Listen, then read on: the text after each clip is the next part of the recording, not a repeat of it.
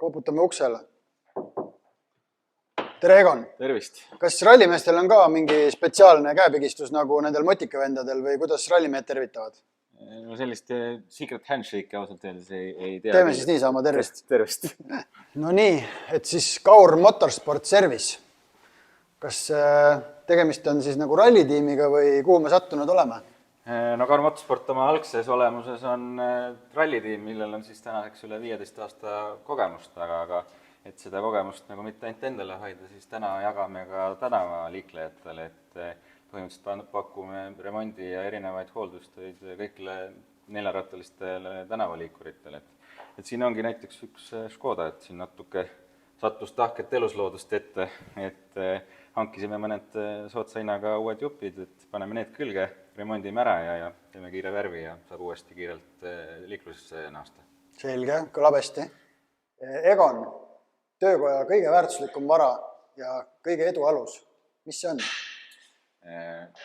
Võtaks see analoogia sellise väikse maja ehitamisest, et kõige edu, või no ütleme siis vundamendiks, me nimetaks, on kaks asja ühel edukal töökojal, et ühest küljest kindlasti motiveeritud pühendunud töötajad ja teiselt poolt siis nii-öelda seda kogemust usaldav kliendibaas. Et need on selliseks vundamendiks, aga et need kaks siis omavahel edukad ka oleks, siis peab olema seal taga üks hea süsteem. Täna meil selle eduka süsteemi rolli täidab hästi trumpauto, mis siis ühelt poolt võimaldab meil hästi hallata kogu töökojas toimuvat tööd ja teiselt poolt on väga hea ülevaade olemas kogu kliendibaasist. Rõõm kuulda. No nii, kiire reportaaž siis puhketoast, et Egon, kuidas sina hoiad enda ettevõtte kõige väärtuslikumat vara ehk inimesi? Jah, oleme siin ooteruumis, kus ka kliendid saavad mõnusalt oma töö lõppemist oodata. Ja töötajate poolest ma usun, me erineme teistest töökodadest natukene oma paindlikkuse poolest, et ühest küljest me anname töötajatele võimalikult vabad käed, et ise erinevate ideede ja lahenduste peale tulla, aga samas, kui tõesti ei ole see päev ja häid ideid ei ole, et siis on kollektiiv kohe selle taustal toeks. Ja teisest küljest ma usun, et meil on ka paindlikkus selle poolest, et meil on nii tänavasõidukeid kui ka võistlussõidukeid, et ei teki sellist väga rutiini. Et kõik need faktorid kokku panna, ma usun, et on väga mõnus töökeskkond, kus tööd teha. No jah, ma näen, et te olete üht-teist õigesti teinud ja kliente oskate ka hoida, et suu magusaks. Kommi meil jagub, võtta jõulialt.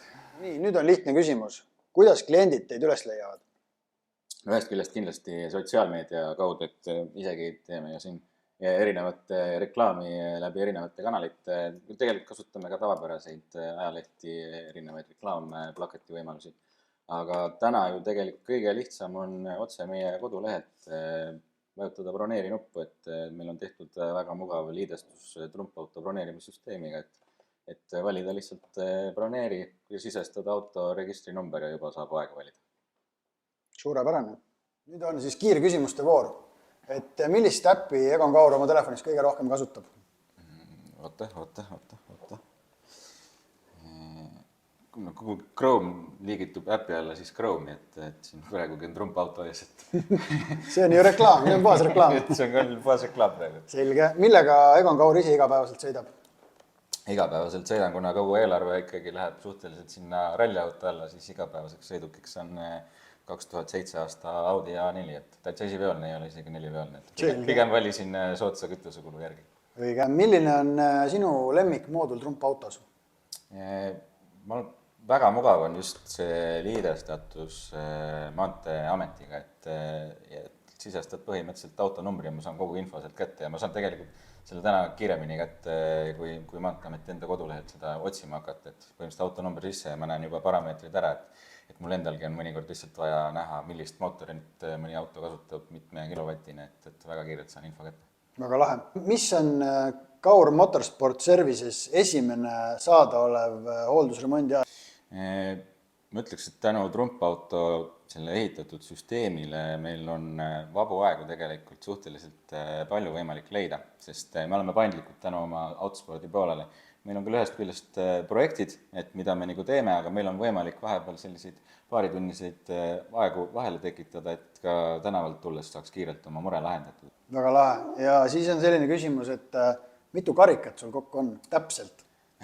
Täpselt, ma ei isegi sul umbes vist öelda täna, et ma pakuks kuskil 150. Selge. Ja viimane küsimus on, et kas Kim Kardashian või Julia Roberts? Julia Roberts. Selge. No nii, nüüd me istume väga kiires autos. Milline on Egon Kauri number 1 kõige tähtsam soovitus kõikidele nendele, kellele meeldib kiiresti sõita? No kiiresti sõitmise juures kõige olulisem on loomulikult seda teha võimalikult turvaliselt ja vastutustundlikult, et kui need tingimused on täidetud, siis tasub erinevaid piire kompata ja proovida ja seal saadki oma nii-eest öelda oskustest taimu. Et talvel siin meil sobivad hästi nendeks piiride katsetamisteks näiteks erinevad jäärajad ja suvel näiteks audruringrada. Selge, kiiret sõitu. Ja sul pole rihmad peal, pane rihmad peale, et turvaliselt tuleb minna. Hopsti.